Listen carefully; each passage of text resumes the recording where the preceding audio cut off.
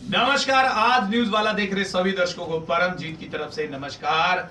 और आज की जो बड़ी खबर आपको सुनाने के लिए पहुंचे हैं, बात करें उत्तर प्रदेश की। उत्तर प्रदेश में आप सबको पता है कि विधानसभा के चुनाव हो रहे हैं और विधानसभा के चुनाव के पहले चरण का जो मतदान है वो शुरू हो चुका है। सुबह 8 बजे पहला मतदान हुआ था और सभी जो वोटर हैं वो अपना अपना मतदान करने के लिए अपने घरों से निकलना शुरू हो चुके हैं। अगर बात करें, सुबह थोड़ी हालत धीमी थी। धीमी होने की वजह से लोग बाहर कम नजर आ रहे थे। धीमा क्यों था? थोड़ा सर्दी का प्रकोप भी कह सकते हैं कि सर्दी पड़ने की वजह से भी लोग थोड़ा बाहर लेट निकले हैं। लेकिन अब बहुत अच्छी और बहुत ही सुंदर धूप खिली हुई है। इसका बड़ा फायदा अब जो वोटर्स हैं वो सब लेंगे और सब अपना वोट को मतदान करने के लिए बाहर जरूर अवश्य निकलेंगे। और बात करें उत्तर प्रदेश में बहुत से ऐसे क्षेत्र हैं जहां पे थोड़ी रिपोर्ट हमारे पास पहुंची है। हाथरस की अगर बात करें, वहां पे ईवीएम मशीन में थोड़ी गड़बड़ी पाई गई है। तो ईवीएम मशीन में गड़बड़ी होने की वजह से भी वोटर्स थोड़े परेशान हैं। आधा आधा घंटा से लाइन में लगे हुए हैं और ईवीएम मशीन की जो प्रॉब्लम्स हैं वो उनके जो टेक्निकली जो ऑफिसर हैं वो उनको सेट करने में लगे हुए हैं। लेकिन इससे भी वोटों के ऊपर बड़ा फायदा और बड़ा नुकसान दोनों पक्ष बनते नजर आ रहे हैं। और ये कह सकते हैं कि अगर ईवीएम मशीन ऐसे ही खराब होती रही तो वोटर्स हैं जो आज के टाइम में किसी के पास भी इतना वक्त नहीं है कि वो वहां पे खड़ा होकर के उसका वेट कर सके। और चुनाव आयोग की अगर करें, निर्वाचन आयोग की अगर बात करें तो निर्वाचन आयोग ने कहा था कि हमने सब पुख्ता इंतजाम किए हुए हैं और वोटरों को कोई भी परेशानी नहीं होगी।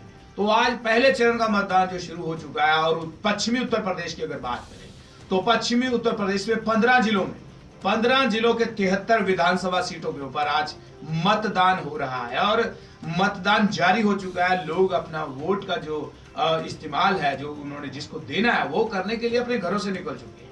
और बात करें जो कुल पहले चरण के जो प्रत्याशी हैं, 839 प्रत्याशियों की किस्मत है जो आज ईवीएम मशीन में कैद हो जाएगी और ईवीएम मशीन में उनकी किस्मत कैद होकर के रह जाएगी। और अगर बात करें चुनाव आयोग के टी वेंकटेश जो वहां के प्रमुख अधिकारी हैं, उन्होंने कहा है कि हमने पूरे चार इंतजाम किए हैं। और इससे पहले अगर उन्होंने बात की है और कहा कि पहले चरण के जो मतदान है 826 कंपनियां जो अर्धसैनिक बल की कंपनियां हैं उनको तैनात किया हुआ है।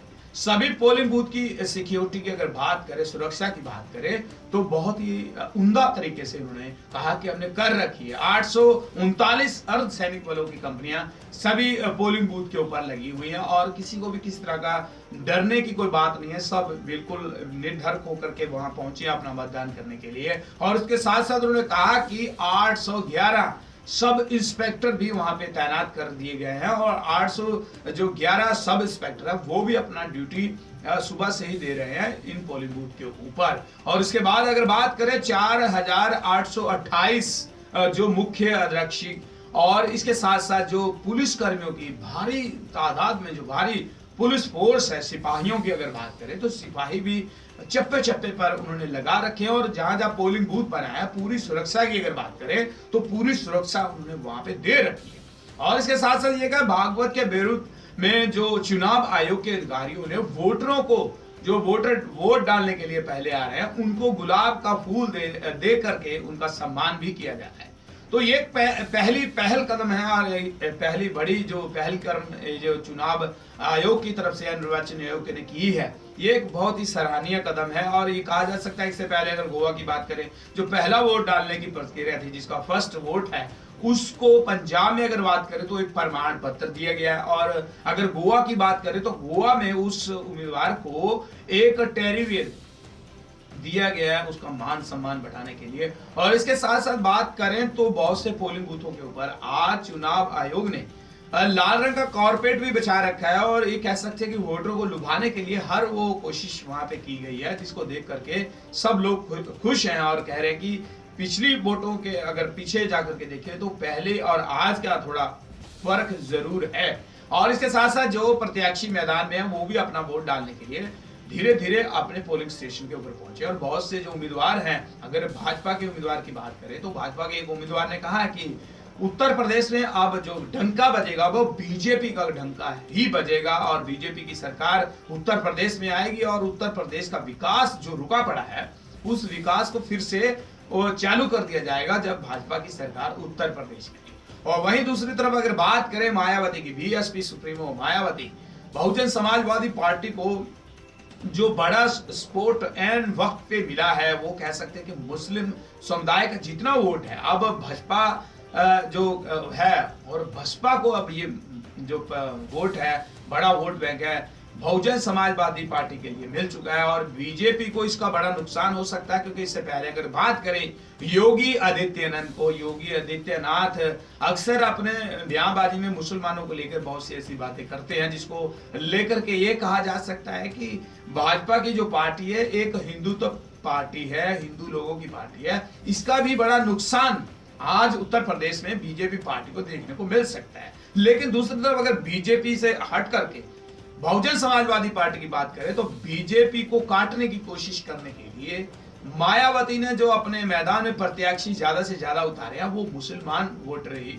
मुसलमान उम्मीदवार हैं। इस वजह से उनको बड़ा फायदा हो सकता है। लेकिन ये हो सकता है कि जिस एक तरफ समाजवादी पार्टी कांग्रेस और बीजेपी की बड़ी टक्कर उत्तर प्रदेश में बताई जा रही है, लेकिन कहीं वो ना हो कि बीजेपी कांग्रेस और समाजवादी पार्टी को काटकर बहुजन समाजवादी पार्टी आगे निकल कर आ जाए। ये देखना होगा 11 मार्च को बड़े नतीजे जो आएंगे आपके सामने हो जाएंगे, क्लियर हो जाएगा कि कौन सी जो पार्टी है वो उत्तर प्रदेश में राज करेगी और कौन सी पार्टी है जो पंजाब गोवा के उन विधानसभा में अपना राज जमाएगी, ये देखना होगा। लेकिन अब तक की ये जो बड़ी न्यूज आप तक पहुंचाने के लिए हम पहुंचे हैं कि उत्तर प्रदेश विधानसभा चुनाव के पहले चरण का जो मतदान है वो शुरू हो चुका है और 15 जिलों में 73 विधानसभा सीट के ऊपर लोग अपना मतदान कर रहे हैं। तो आपको भी निवेदन करते हैं, अगर आप उस क्षेत्र में हैं, आप उस क्षेत्र के मतदाता हैं, तो आप अपने वोट का अधिकार अवश्य जरूर लें और अपना वोट अवश्य डालें। जिसको डालना है आपकी मर्जी, आपको जिसको वोट डालने का दिल करता है वो वहां जाकर आप उसको वोट डाल सकते हैं। और पल पल की न्यूज सुनाने के लिए आज न्यूज वाला चैनल यूट्यूब का एकमात्र ऐसा चैनल जिसके ऊपर आपके लिए रोज नई नई खबरें लेकर उमा शंकर त्रिपाठी, परमजीत भगना सब पहुंचते हैं। तो हमारे चैनल को सब्सक्राइब करने के लिए आपका बहुत बहुत धन्यवाद करेंगे। सब्सक्राइब करना बहुत ही आसान, बहुत ही सरल तरीका है। वीडियो के नीचे मैंने लाल रंग के निशान को दबाएं और आप हमारे साथ आ जाइए। आज की बड़ी न्यूज एक बार फिर से आप सब लोग करते हैं धन्यवाद और प्यार भरी नमस्कार।